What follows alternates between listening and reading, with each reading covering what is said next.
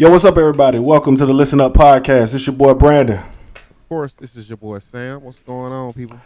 Hey, man, listen, it's a good day. It's been a good weekend to be a Florida State Seminole, man, and we're gonna give y'all a few minutes to get in here, but I'm trying to figure out what's your problem with Scottie Pippen, man. What Scottie Pippen did to you? So I was gonna say that for the big what if at the end. Okay. But yeah, we can get into it. I actually don't even have a problem with Scottie Pippen. I really don't. Like, I think Scottie Pippen was a great defensive player. I think he was a great. I'm gonna step out real quick. Hold on. Okay, I think he was a great two-way guard. I think Scottie did a lot of great things. You know what I'm saying? I think that you guys are overrating Scottie Pippen. I think Scottie Pippen is overrating himself. I think Scottie Pippen. I don't think Scottie Pippen is better than T-Mac. I don't think Scottie Pippen is better than Paul Pierce. I don't remember any great Scottie Pippen moments in the playoff where he's knocking game-winning shots down. Steve Kerr has more game-winning shots. John Paxson has more bigger moments at playoff games than Scottie Pippen. I think he was Jordan homeboy. He got put on a USA All-American team, USA team, despite Isaiah Thomas being a better player than him. He got put as a top 50 player when Dominique Wilkins wasn't even a top 50 player when they named it top 50 players in 1997.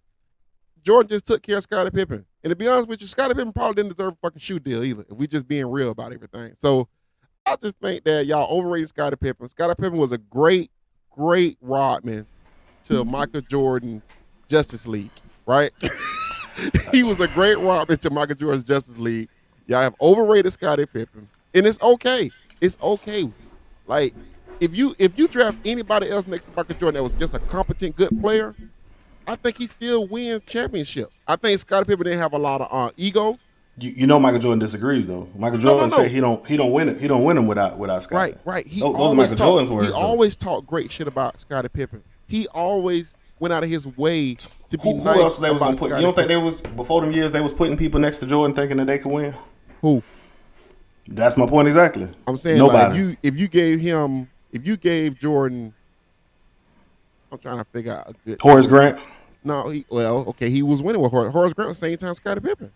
I know. I'm saying, but had Pippen not been there, you just had Horace. I think Scottie mentality fit Michael Jordan better than probably anybody you could put next to him, right? Scottie knew his role, right? He knew his limitations. He knew what he was. You know what I'm saying? He was a more athletic Draymond Green that could probably score a little bit more. I mean, Lord, but more if we athletic just being Draymond honest, Green. bro, if we just being honest, bro, like, I think y'all overdoing this Scottie Pippen shit. Like, I think everybody overthinking it. And, like, I'm not saying he's not good. I'm not saying Scottie's not good. I'm not saying that. I'm not saying he didn't have. He top 50? No. Like, Wow, if you redo okay. the top 50 right now, right? If you redo the top 50 right now, is he better than AI? No. Okay. Is he better than? Okay, you got AI, Trace McGrady. I guess y'all keep saying he's better. I said he's better than Trace McGrady. I don't think he's better than Trace McGrady, but whatever. Yeah, I let everybody cook on that. I don't think that's true. Paul Pierce had better. He's better than Paul Pierce. He had better playoff moments than Paul Pierce. Had way better playoff moments than fucking Scottie. Paul Pierce was the one. Paul Pierce was the option. Was the number one option on that team. Right, So and it made sense why he would have when better Jordan playoff was moments. retired, Scottie was number one option. He refused to go in the game. Matter of fact, the coach even told You sound like Kevin Durant. That's just listen. That's a bad moment, and he shouldn't have did it. But at the end of the day, and the coach. But they was in the position. Right. Kevin Durant wasn't even in the position to be able to have it to not go in the game. What you talking about? Kevin Durant just who in the finals right now? They went in the finals that game. They went in the finals. They was My in like point exactly. They was in the first round. I'm talking about the Bulls was in like the first or second round. They got beat by the Knicks when he refused to go in the game. I understand what you're saying. Okay. I'm just telling you, he did the same thing KD did. No. They both made it to the to the same spots. No, bro. I mean, Kevin Durant, we can overhype. Kevin Durant is a way better player than Scottie Pippen. He's a way better. I agree with that. Okay, I'm not telling you. I'm just saying. I think Scottie Pippen's a very easy punching bag because he played next to the GOAT and because of the stuff that happens in his personal life. No, so in my opinion, I think Scottie want to sell his bourbon. I think Scottie want to sell his bourbon. I think he Scottie sell his books. He want to sell his books. Okay. Mm-hmm. So yeah, he is talking crazy. Dude, Scottie Pippen compare himself to LeBron James, bro. You know how ridiculous that is? That's silly. Again, I'm not telling you. Listen, I'm not here to tell you that Scottie Pippen says a lot of smart things. Scottie Pippen has said a lot of dumb things. Right. I mean, a lot of dumb things. I don't think any of the dumb things he said diminishes the fact that he was, like you said, fifth in MVP voting 3 different times. Okay. The fact that he was, but that means you are one of the 5 best players in the NBA for at least 3 seasons. Okay. When Tracy McGrady wasn't that. He was never the five best players in the league at one point. You don't think Tracy McGrady had 3 or 4 years? He was the 5th. He was like at least top 5 best players in Orlando. You don't think so? Nah. Bro, I see, but I don't think Tracy. Listen. Wild, okay. Maybe I give. Listen, maybe because he was injury prone, and I know, like, you know what I mean. I know injured Tracy McGrady. I don't really give him very much.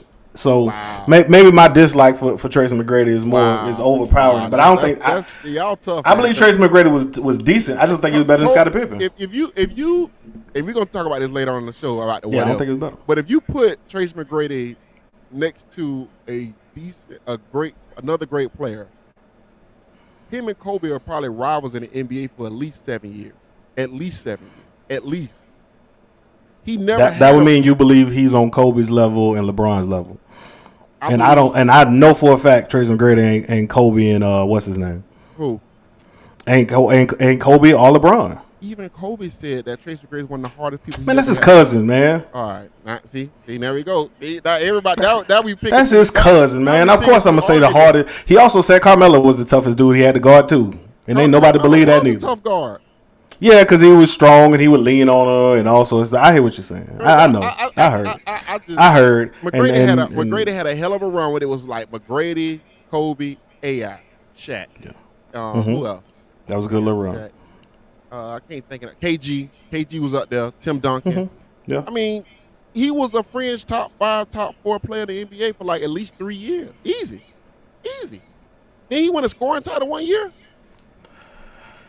I don't know. I know. I gotta pull up on McGrady stats. Please pull up your McGrady stats. It ain't gonna change. It ain't gonna change the fact that you have somehow decided that apparently Scottie Pippen is a rich man's Draymond Green. And at this point, I think we've moved into a level of disrespect when it came to Scottie Pippen. Because to put him and Draymond Green in the same sentence is wild. I think when you talk about Scottie, I think Scottie was a great player. He's a great number 2. I mean, he got a lot of things gifted to him because that was Michael Jordan's homeboy. I mean, he got on the USA team because Michael Jordan's his homeboy. I mean, he shouldn't have been on that team over Isaiah Thomas. Let's just be real. That's just being real. No, who shouldn't have been on the team over Isaiah Thomas was Christian Laettner. Well, they had to put a college player on the team. Christian Laettner shouldn't have got in over Shaq. Listen, he should not have gotten in over Isaiah Thomas. I agree with you. Isaiah Thomas was a better player. Right, but we all knew what happened with the Isaiah Thomas situation. So, I mean, we can't even argue that. But that's Jordan boy. Jordan made sure to acknowledge Scottie Pippen, right? Not clearly not enough for Scottie to feel. Scottie felt disrespected. For Scottie to sell bourbons, I get that. I'm just telling Scottie saw the documentary and felt disrespected. Because what in the documentary wasn't true? He did have headaches in big games. He did not want to go in games and say his back was hurt. This shit really happened in real time. We can't rewrite fucking history. And he also locked down whoever's other team's best defender and also made a lot of winning plays. If we want to have a real honest conversation, there's a real honest conversation about great players and the standard they set. Michael Jordan won the Defensive Player of the Year. Michael Jordan actually was a fucking great defensive player too. Nobody said he wasn't. Right. No, this ain't got nothing to do with. Well, my thing is, it ain't like people keep acting like, oh, well, Scottie was locking all these and Scottie led the. No, like Michael Jordan was a great defensive player. Dennis Rodman was a transcendent defensive player. Like it ain't like he was doing something nobody else was doing. Like Scottie was a great player. He's Tony Allen but taller. Like I mean, I'm not trying to be like crazy disrespectful, but y'all making me get there. But it's like. No, he got over the top 50 over Dominique Wilkins that year. 1997, they named the top 50 players. He was in over Dominique Wilkins. Like, that's kind of insane to me. Listen, I'm not finna disrespect Dominique Wilkins. And I was just getting ready to disrespect Dominique Wilkins. and I'm not. So listen, what I'm gonna do is been. It's right on 10 minutes. We say we can get everybody 10 minutes. I'm not gonna continue it because I was finna disrespect Dominique Wiggins. I like Dominique as a person, and he should have won a slam dunk. Look at this right here. Look at this. This dude. Look, 863 say to put this up here, and he's right. And he is right. Was never a top 5 player in the league. Barkley, Shaq, Drexler, Malone, Ewing, David Robinson. His was dope. Bro, his was dope. I never said he was a top 5 player in the league. I said he was top 5 in MVP voting. No. And being top 5 in MVP voting doesn't. 2 MVPs. Steve Nash has. And he shouldn't have got those over Kobe. In the league with Shaq and Kobe was dominating. I'm just telling you, his play based on the court was top 5 in the NBA. We talk about you. I know Ewing and David Robinson, all them dudes was better. I 100% agree with that statement. We don't disagree though. I'm just telling you, finished top 5 in MVP voting around Barkley, Shaq, Drexler, Malone, Ewing, David Robinson. Is Steve Nash a top 50 player now? Is Steve Nash top 50 player of all time? When you start recalculating everybody, I think when you start recalculating everybody, I think a lot of people who we believed in as dope players are going to get their feelings hurt when they redo that top 50. And Pippen will be one of them. Pippen will not be one of them, but he will be one of them, bro. Pippen will get in. Pippen will get in at 40 to 45 range. He will get in at 40 to 45.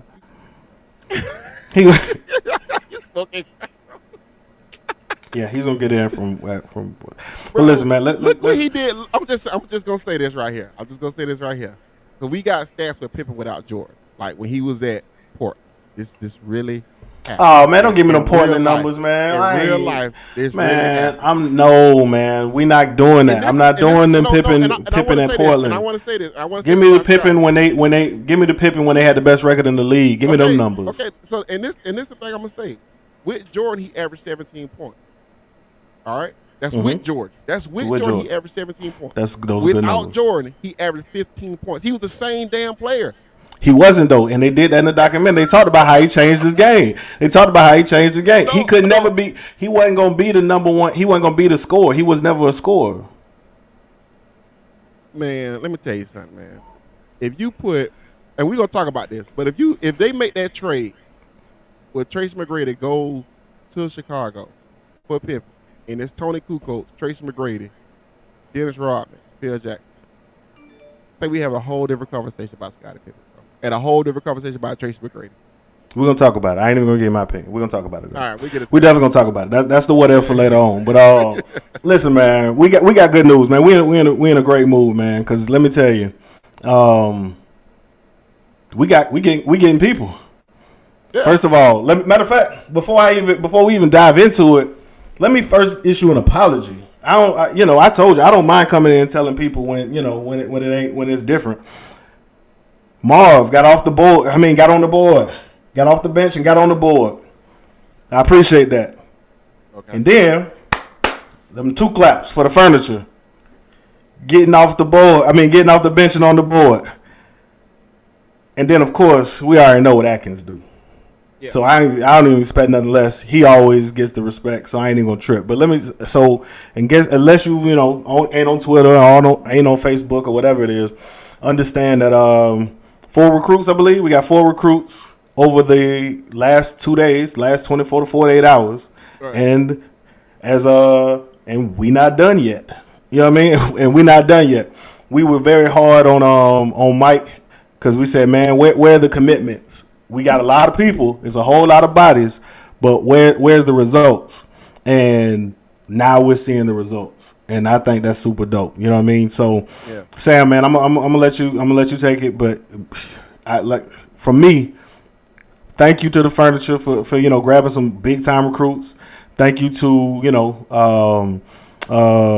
Coach Marv.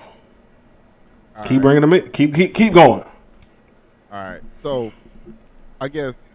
My big thing would be, you know what? I'm not going to be a David Downer. I'm going to say this is great news. This is all good stuff. You know what I'm saying? Feeling like the bottom of the class up. A lot of these guys that they're getting, I think, is pretty much in range with where we are and where we at. You know what I'm saying? So that's a good thing. I want to see a higher level of recruit, but I think where we are, this kind of makes sense.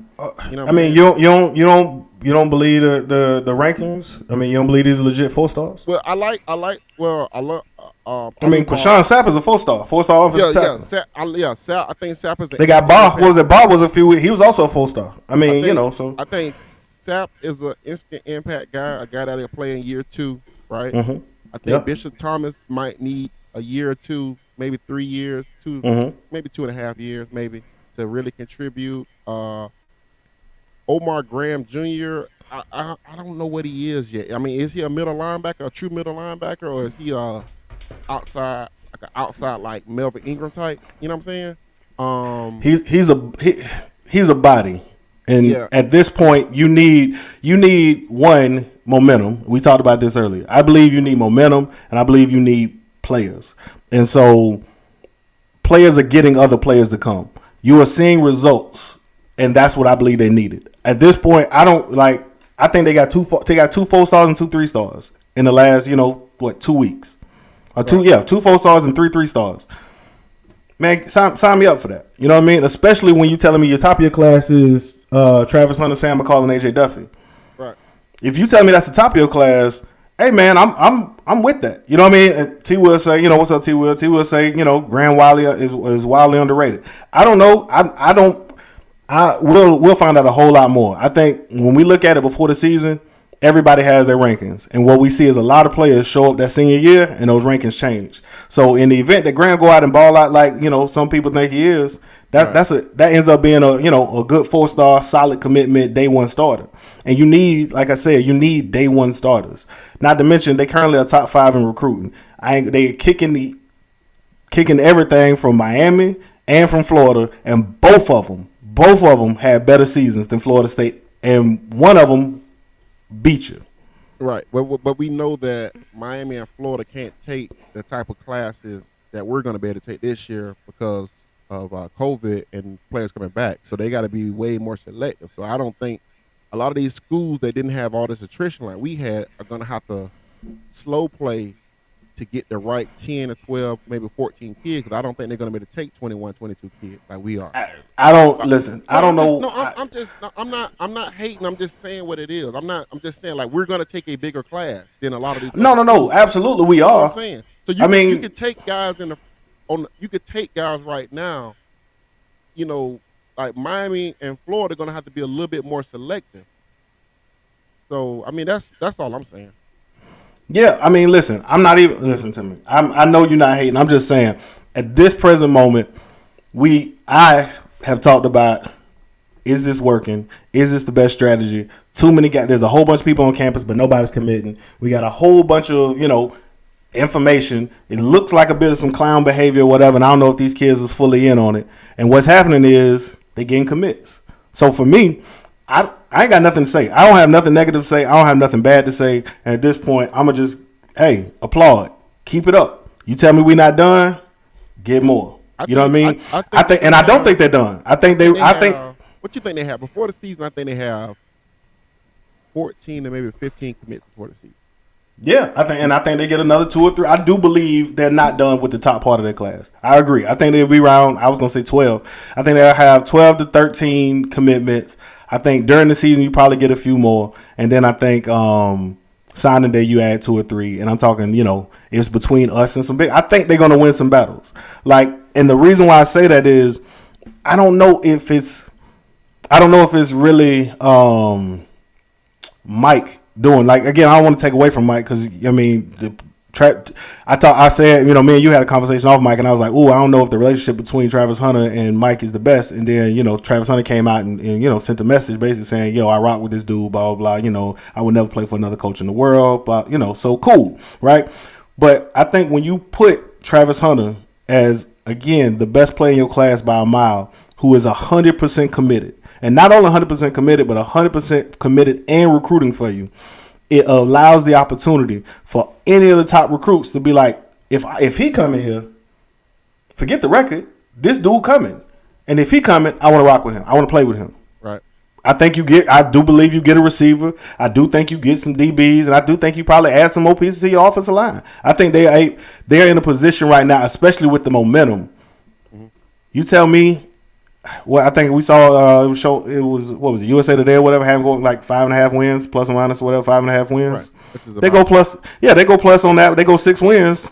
All right, that's where they were supposed to be at. They lost to the teams they were supposed to lose to. They don't have the talent yet. I think you can absolutely sell that as positive momentum. You Right. can recruit. You can recruit well. You keep the guys in class, and I think you look at it and say, you're a part of this new one. We already turning around. You can see it. Come be a part of this change. And I think they get a lot of guys. I honestly believe, whereas I thought, regardless of the record, I thought they finished with top 10. I can see them finishing top 5. I can see them finishing top 5 ahead of some people who we wouldn't have expected them to finish ahead of, especially coming off a 3-6 season. Right. Yeah, I mean, I think they finished.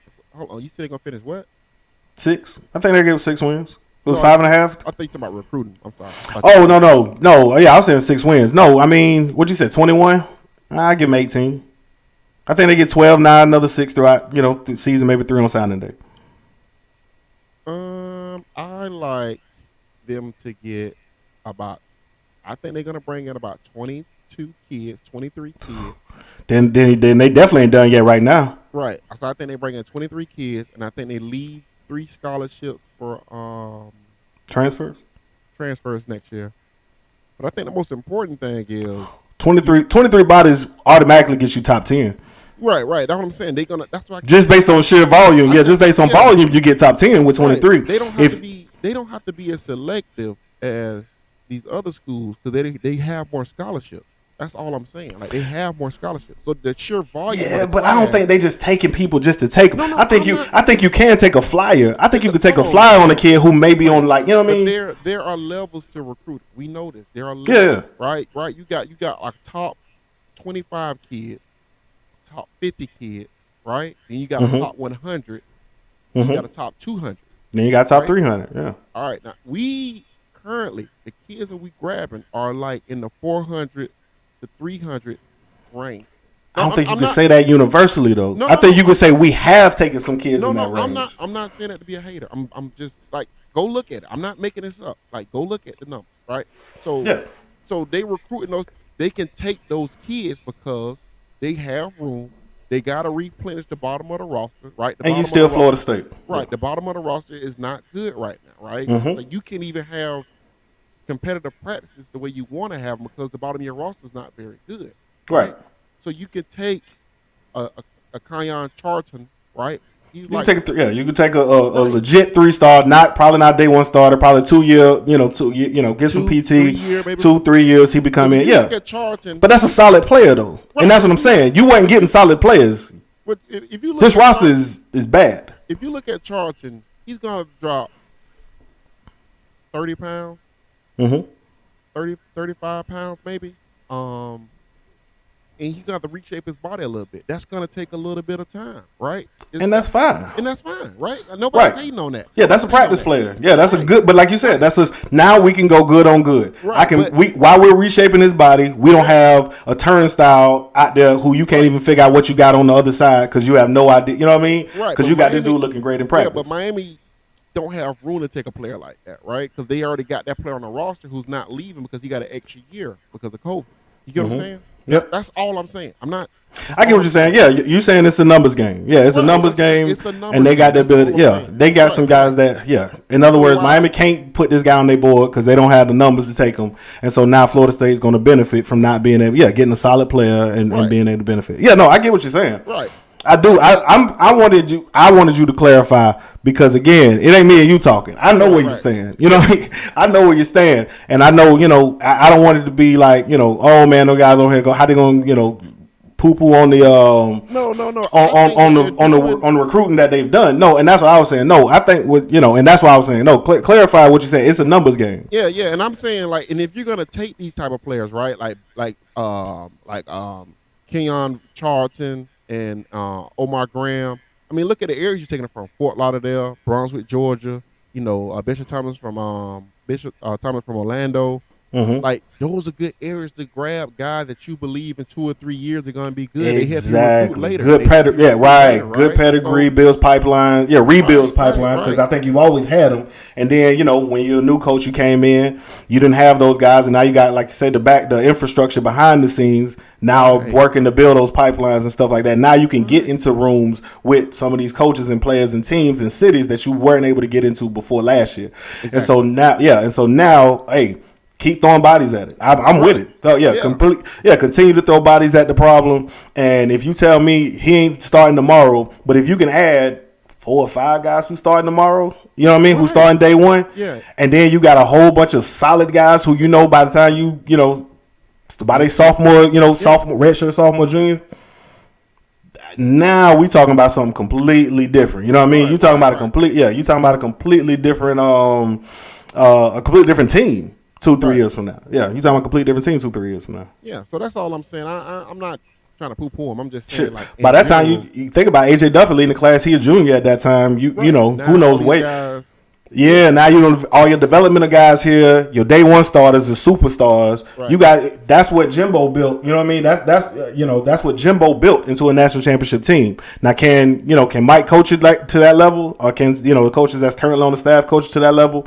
Remains to be seen. But at this present moment, I like the direction. One thing about it is, man, yeah, exactly. Mike has self-corrected an issue from year one, and that's 100% correct. That's like he was able to, when we talked about it, address the off-season, address the off-field, and some of that behind-the-scenes stuff, so that you got to get in these rooms. You got to get in rooms with these people, because if you don't have no inroads to the people right in your back door, you're gonna have a problem. It's gonna be tough for him. And I think he figured it out very quickly, and then corrected immediately. And now I think we're seeing the results. Right, and I think when you look at the class, the thing that I'm more excited about is Quayshawn Sapp, Alu Ball. I mean, those are 2 tackles. Two tackles, right? Two legit big body tackles. And then you add them with Rod Orr, who's coming in this year. Yeah. I mean, and then if you can grab you another tackle this year, I mean, that's you got you a line. Yeah, you got you a line. Right. Not a serviceable line. Not like an average line. Like, oh well, hopefully they piece it together. Right. You got Wisconsin offensive line. You know what I mean? You got you a legit offensive line, because these are legit. Like you said, you got real tackles. Not a guard who might be swinging out the tackle. Right. Not a not somebody who's kind of on the fringe, who don't have the body, don't know the position. Mm-hmm. You got guys who can come in immediately and know, hey, I'm playing tackle. You know what I mean? And now, all right, I've protected my quarterback. I've now set up Duffy to not have the same problems that the current quarterbacks on the roster, outside of McKenzie Milton, have had, where seeing ghosts. You know what I mean? Because you don't know where them people coming from. Now AJ Duffy gets to develop behind some real tackles. He ain't got to scramble. Now we really get to see what he can do. Right. And I mean, I think this all is setting up good for the future. You know what I'm saying? Ideally, when you're at Florida State, you probably want to take a class. If you got 25, if you take 23 players or 22 players, ideally you want 15 that you feel like can come on campus and start playing and start practicing. Yeah. You can put them in a rotation as far as practice, and hopefully they see the game by they start playing the game by year 5. I mean, by game 6, game 7, right? I mean, with this class in particular, I think we got 1, 2, 3, 4. They got 4. I think Duffy pushes to start as a true freshman. I see 6 players right now, maybe 7, that I say that they got an opportunity. And I think they add at least 2 more day one starters. I believe they add at least 2 more day one starters. Right. Not even rotation, but I'm talking about. I think you got 2 on solid. Got Julian Armello, the legacy offensive lineman, also. And what's his name? The other legacy, Marvin Jones Jr. Yeah, Shade Tree, yeah. So if you can wrap the class with those, if you can get those 2, I don't care what you do with the rest of it, but if you get those 2 in the fold, I would say that's a pretty successful recruiting season. That ain't a pretty successful recruiting season. Again, think about it. All of it's from a sliding scale, right? It's all from a coach who didn't have any ties, who corrected in one season, coming off a 3-6 year, while your rivals are beating you. Right. While your rivals are performing better. Right. I would say that's not a kind of good class, man. That's almost unheard of. Because I'll be honest with you, I didn't think he could do it. Like, I thought he was facing too many challenges to be able to overcome them as quickly as possible. I figured he needed at least another year of developing some inroads, and we hadn't seen it. You know what I mean? And then with COVID, I think it kind of pushed it back a little bit. I believe, and this is just me, and I don't believe they're like Miami. I believe these commitments are strong. You know what I mean? I don't think these are wavering commitments. I don't think these are guys who are, whatever it is. And maybe we talked about it, maybe them telling those guys, nah, go see them other schools. You know what I mean? Go see those other schools, and then when you're ready to commit, come back to us. You know what I mean? Mm-hmm. I think that kind of sets them up for a very solid class. I don't think you can end up with a lot of decommitments when they've done it that way. So again, I'm here to tell you, I don't mind being wrong. You know what I mean? I think that if this is how they're doing it and it works, go for it. Well, when you're talking about how they're recruiting now, I think that in some ways COVID did them a lot of favors also, because I think with COVID, you able to transition more kids off the team also to give you more without money, penalty. Yep. right? And now, and also with COVID, it worked in your benefit because those keep some guys had to no keep years. a lot of players. Yeah, no right? years. So they can't bring in a lot of recruits either. So I think COVID has had a lot. I think he was going to have a bad season last year, regardless. I said that. Oh yeah. And I think it would have gotten worse as well. I think COVID saved them from Clemson and Wake Forest. Yeah, those would have been two. Even again, 3-6 look a whole lot better than 3-9, 3-10. You know what I mean? Right. Like 3-6 is bad. 3-8 looks even worse. And you was able to blame that. And you was able to blame it on COVID. Right. And you was able to blame it on COVID. Right. Okay. So I think that a lot of this is I think a lot of the COVID things, the COVID talks, I think are I think they work in our favor more than anything. I'm just being honest. I do like what he's doing. Like I said, if we can keep Atkins and Woodson for another year and a half, man, I don't know if roster will be to a great place. Okay, so here's my question: why do we feel like we losing Atkins? I'm not saying we losing them. I'm just saying like. Yeah, but like when I'm not saying it even just to you. I've heard a lot of people say if we can keep him for a few more years. I'm saying where he going. You know what I mean? Like again, when Florida State coaches, man, these guys are paid mercenaries, man. When Florida State is elite, and if they're headed back to elite level, Florida State is a top job. You know what I mean? Like he turned down LSU. So where you going, Bama? But let me ask you a question: When Florida State won a national championship, did you think Jeremy Pruitt was going anywhere? No, but again, unless you telling me Atkins is going to be, in other words, he's an offensive line coach, right? So unless you telling me he's going to head coach somewhere, then okay. I'm not saying where he's headed when we talking. I'm thinking more lateral. I don't know if Atkins necessarily is. Some guys are really dope position coaches, and they like that. Yeah. I don't know. In other words, when he came, nobody was like, "Man, Atkins on that head coaching track." Maybe he want to. I don't know.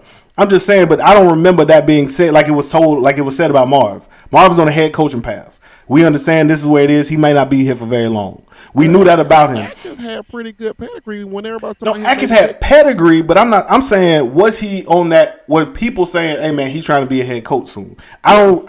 Okay, well then, if he was, that conversation was real. That was a real conversation. Okay, if that's they were saying he was an offensive coordinator at Charlotte. Okay. He was an offensive line coach and coordinator at Charlotte. Offensive coordinator. Okay, so if he want to be an OC, you know what I mean? He want to be the OC at whoever it is, or he want to be a head coach at, I don't know. Trying to think Miller, Cincinnati, or whatever it is. He get off with a Cincinnati head coaching job. I mean, okay, I can see him taking that. I just, but I think, yeah. I don't know. I think head coach at Cincinnati and top offensive line coach at Florida State is a lateral move. Maybe not. I would disagree with that. But maybe not. I mean, you talking about Cincinnati. Yeah, it is Cincinnati. Maybe I need to find another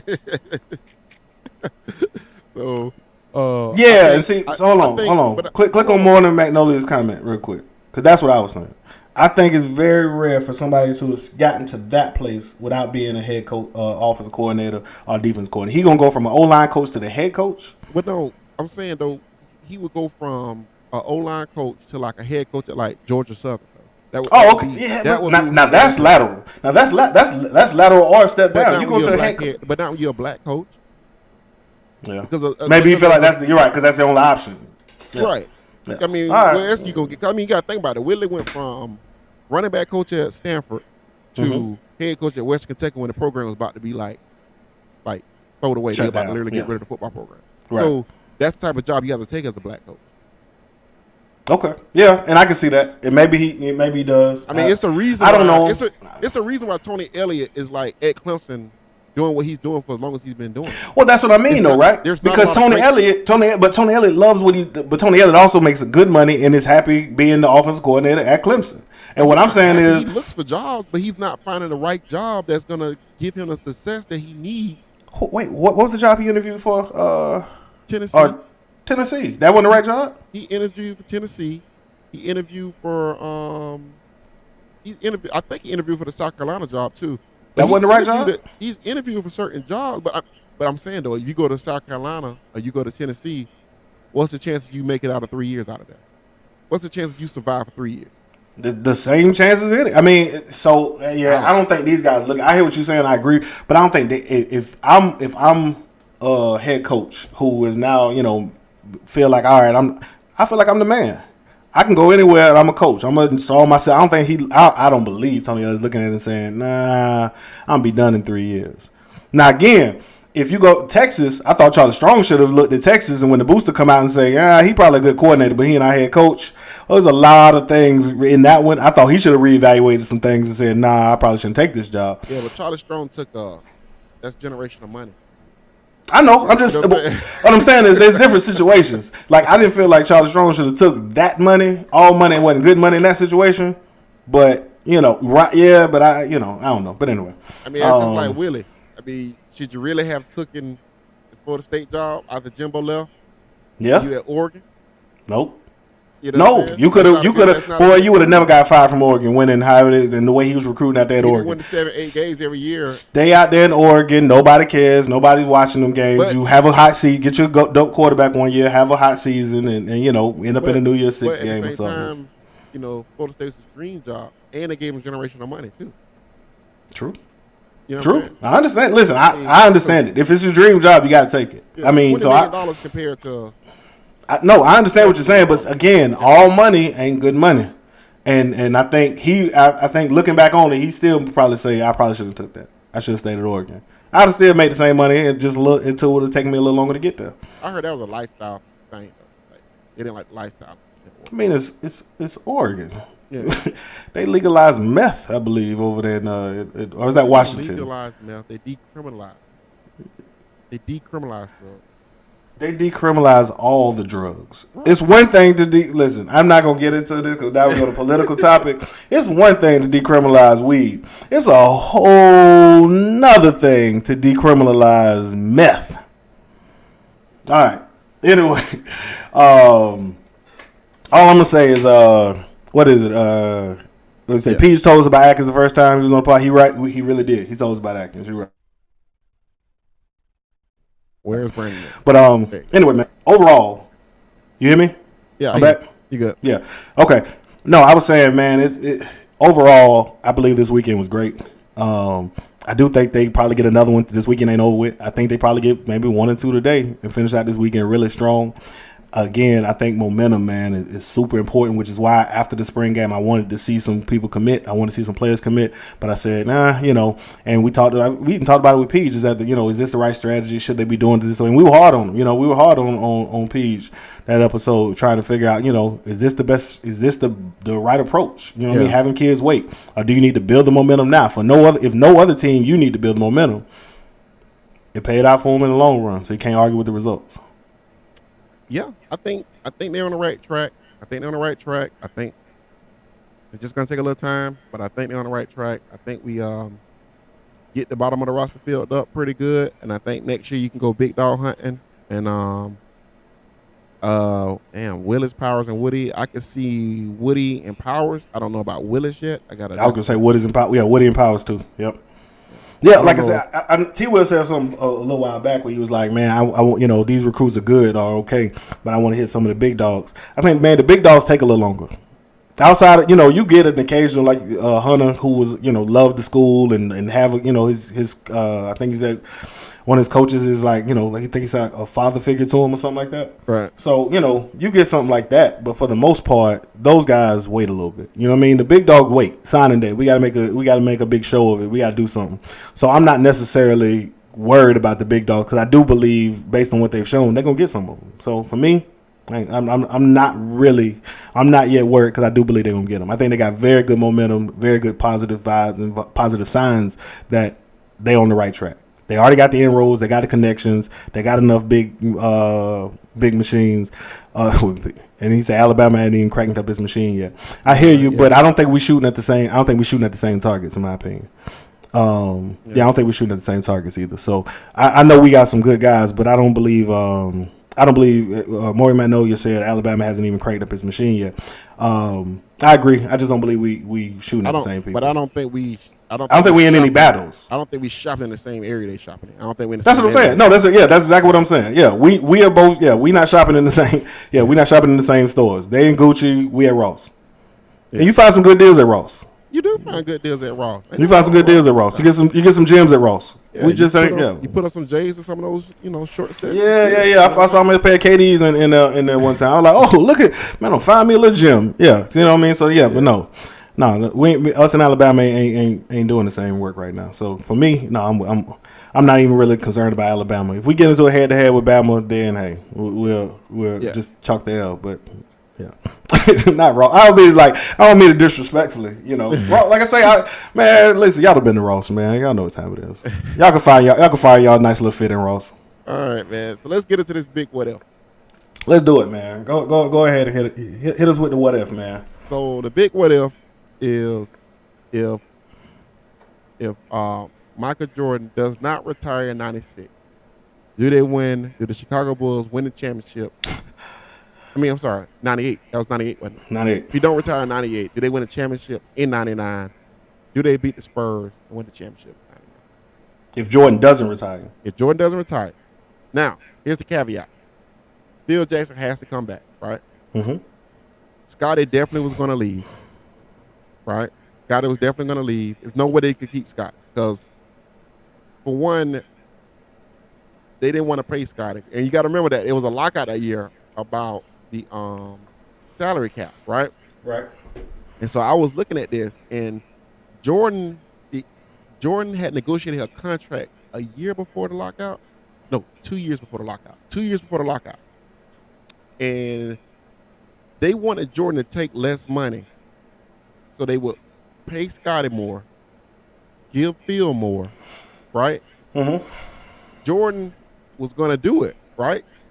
Mm-hmm. But then Jordan's agent told him, which David Falk told him, that you can't do that. And he was like, why? And he was like, well, first of all, you're the best player in the world, right? You just made top defensive player of the year, all pro, all this, you had all these accolades, right? You just won a championship, right? And he was like, Jordan, if you take less money, the owners are going to go into that collective bargaining agreement in 2 years, and they're going to say, Michael Jordan only get paid this amount of money. Why y'all need to get paid this amount of money, right? Right. So he said, basically, you're going to mess the market up with guys like Shaq. And I agree with that. Anthony Hardaway, I think, was at the time. Guys like Allen Houston, Reggie Miller, guys like that, right? Mm-hmm. So they were like, you can't take less money. So Jordan go back into negotiations and say, hey, I need to get paid X amount of dollars, right? I have to be the top player in the league. I have to get paid, the most money in the league, right? Mm-hmm. So that's when they decided, but how are we going to pay such, right? All right. I actually did agree, well, because, of course, I'm a Scottie Pippen hater now. Now I'm a Scottie Pippen hater. But realistically, I thought Tony Kukoc was getting pretty close to the same level as Scottie Pippen, right? Mm-hmm. So at that time, right, Scottie's getting old, got a bad back, So I thought, yeah, you can get rid of Scottie. And they were going to trade Scottie on draft night for Tracy McGrady. Mm-hmm. So let's say they make the trade, get Tracy McGrady. He goes to Chicago. Tony Kukoc, Tracy McGrady, Michael Jordan, Dennis Rodman, Phil Jackson. Easy. Do they win a championship against the Spurs? Easy. And that was a shortened season, so Jordan would have had enough rest. Listen, 50 games is like no games for Jordan because he played 82 all the time. Let me. I guess, and this is gonna be. Michael Jordan was winning, right? When Michael Jordan had realized and hit that ceiling, I think you could have paired just about anybody with Michael Jordan. I mean, a healthy, solid piece with Michael Jordan, and Michael was gonna get it done. Just period. He was gonna get it done. Right. I think he had reached a level of competitive and a level again that nobody's ever done. Could T-Mac take Jordan's motivation style? Is a very good question though. That's a very good question that I ain't really even think about. But You got you have to understand though, T Mac was a very driven guy himself now because you got to think about it, he was playing with Vince Carter. Yeah, but T Mac also. Are you if I'm T Mac, I'm a star as well. I got ego. Is he gonna be able to take I'm using this for lack of a better term, the bullying that Michael Jordan was gonna give you? Because Michael Jordan was abusive. Michael Jordan was a bully. Michael Jordan was abusive, man. So right, and that's what I'm saying. He was a high school. This is an 18-year-old coming out of high school, even with all the talent in the world and fresh legs. A star kid coming out of high school. But you talking about T Mac would have been on the bench though. T Mac would have been like the sixth man, right? He'd have been he was bullying dude. What I can't forget dude's name. He was bullying him. He ain't never played. For real. Yeah, he was winning John Burrell. John Burrell ain't never played. Right. That's just who he was. So it's like right. And then you got Dennis Rodman, who's a big locker room. You know what's funny? I was coming to tell you it was gonna be easy, but I ain't gonna lie. Seminole in the morning, because you're right.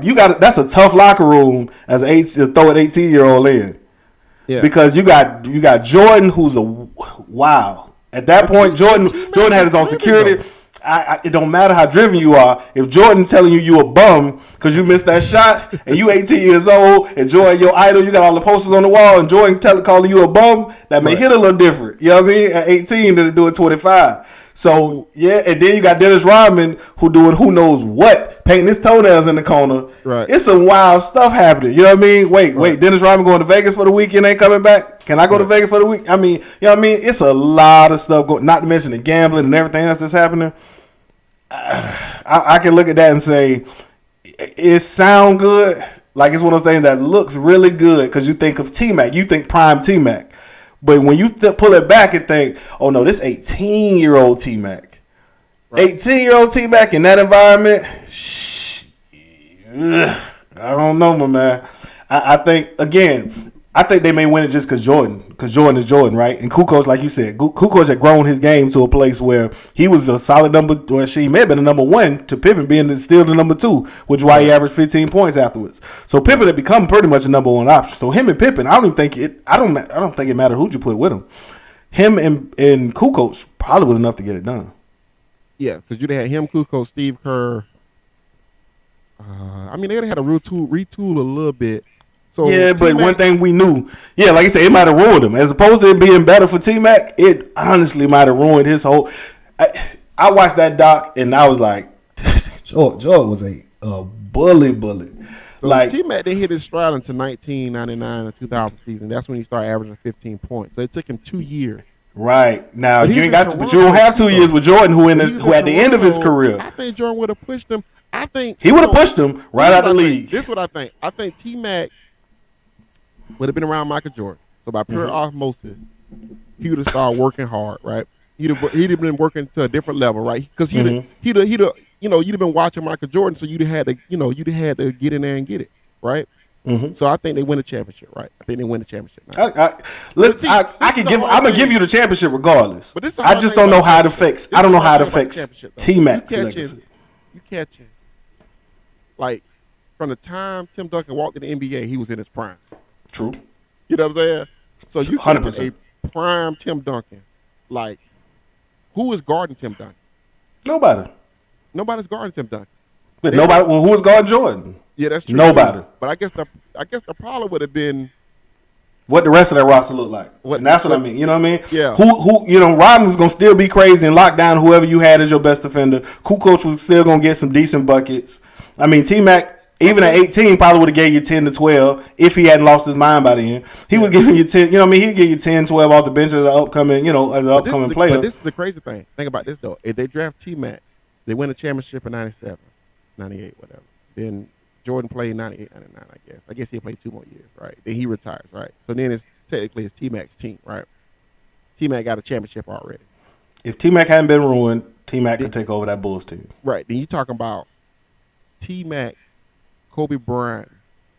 Like, I think we look at T-Mac totally different. I think we Bulls Lakers series look real good. I think we looking at T-Mac and Kobe. Well, I think the Lakers win because Shaq is the most dominant force in basketball. And that's all I'm gonna ask you. Does he? I was literally just gonna ask you. Does T-Mac then turn into LeBron? Because I think he gonna bump that. He gonna bump his head against that doggone Lakers team every year, and that Lakers team gonna wash him every year.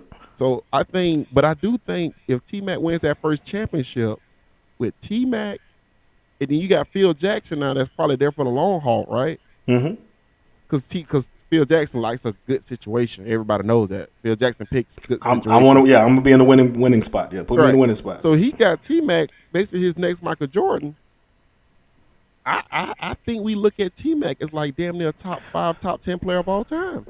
Ooh, I don't know about that. Here's the other thing. I mean, if he doesn't get injured, could T-Mac run that offense? Yeah, I mean, T-Mac was a point guard. Remember, T-Mac used to play the point for. Listen, for what I know about the triangle, a lot of players can't run it. I mean, we've seen a lot of players not be able to run it. True. No, these players towards the end, those players all got stubborn. Like Carmelo got stubborn. Like Kobe did it. Yeah, but think about it. Think about who we talked about who was successful in it. 2 players, Kobe and Jordan. Shaq was successful in it. Yeah, Kobe, Shaq, yes, and Jordan. Kobe, Shaq. That's it though. Out of all the people who ran it, Kobe, everybody. Of all time. And my point exactly. Them dudes would have been, but that, regardless of whatever system you would have put Kobe, Shaq, and Jordan, they still would have been 3 of the top 10 players of all time. Man, that was the top staff in Chicago, man. I think they get the damn job there. That staff was pretty damn good with Clemens and Tex Winter. I don't know if you beating Kobe and Shaq. I know they had a good I don't know staff. if I just don't know if you Shaq. beat They had to add a piece, but I mean, I don't think you beat Kobe and Shaq, but it took Kobe and Shaq a while to win the championship too. Yeah, but who was beat when Shaq and Kobe figured it out? Yeah, when they figured it out. Who did you have to stop Shaq? Because nobody in the league stopped Shaq. But when Shaq was Shaq, nobody stopped Shaq. Shaq did whatever he wanted to do, and he was again. Think about who got those MVPs. It wasn't Kobe. Yeah, Shaq got those MVPs. But think about this though, Brandon. Those finals MVPs is what I'm saying. Kobe and Shaq probably don't figure it out without Phil Jackson. If he's still in Chicago, do they figure it out? Or do they go ahead and start arguing and fighting earlier? They argue and start fighting early, easily. Okay. No, they don't came to blows. That would have been a 2-year experiment. They don't came to blows.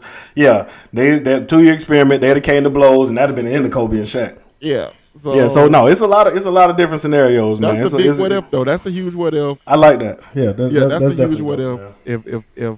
If they made the trade, if Jordan come back, they trade Pippen. George stay for another 2 years. Phil stays. T-Max get tutelage. Tutelage is what we call it. Tutelage is what we call it. What Jordan was giving folks out there. What don't break you? What don't break you? Make it. Okay, so Jordan was giving Burrell tutelage. Okay, yeah, I'm with that. Yeah, we can call it tutelage. Dog, prime T-Mac from 2000 to 2007. He averaged 26, 25, 32, 28, 25, 24, 24, 21. Yeah, he was a leading scorer. He was what's his name? Luka and all these other players. He was those. Yeah. Yeah, no. T-Mac was, but again, like I said, T-Mac and Pippen are hard to put in the, when you comparing the two, because I don't think their games are the same at all. I think their games are wildly different. In Orlando, he averaged 28 points. In Houston, he averaged 22 points. Yeah, and that was probably, amidst injuries and all sorts of stuff. Yeah. So, yeah, Kobe and Shaq definitely forced a trade. They don't make it. They don't make it as long as they do what I feel. Phil was. That's one thing. That's one thing I will give Phil credit for. Boy, he was great at massaging personalities and egos. Right. Yeah, no, he made sure you was gonna get along. So Yeah. That's the big what if. We appreciate y'all boys coming through. Yeah, man. Listen, we appreciate y'all listening. Definitely. Be sure to subscribe to the on iTunes, Spotify. Yep. I'm kicking off the new pod for the So What What's Next pod, where we're gonna be discussing politics and cultural social things. We didn't talk about the butt lift this week, but we're gonna get into the chicken wing thing debate next week. What's going on with the chicken wings? Why is there such a damn chicken wing shortage? Yeah. And I got beautiful Nikki as the co-host. It's a great show. Y'all should definitely check that out, man. I'll see if I can get that dropped in the comments. But definitely subscribe to that, man. And appreciate y'all guys for coming through. Hey, yeah. Apparently, while we was on the line, Jared, while we was recording, Jared Willis announcement say he making an announcement today. So we Willis. Yeah. Willis coming through. Yeah, that might be it. So let's keep this party rolling, man. I'm with it. Let's go. Mike got us. So yeah, that's Mike got cool, us. man. That's cool. Let me see if I can grab this. So what was next part real quick for y'all? And actually, we had a big guest. We had Gail Bean from Snowfall come on the show. Gail Bean was cool as hell. Definitely, She yeah, plays yeah. Wanda. She plays Wanda on the show. Like really cool Nah, lady. listen, that was good. When you told me about it, I listened. I was like, okay, that's a good get, man. So, but Yeah. listen, man, we appreciate you. The link to the So What's Next podcast coming. I planned on recording actually an episode today, but situations. We'll push it. I'll push it back, man, and we'll talk about it later, man. But listen, we appreciate everybody who listened live. As always, this is the Listen Up podcast. Rate, review, subscribe. We out. Yo. Yo.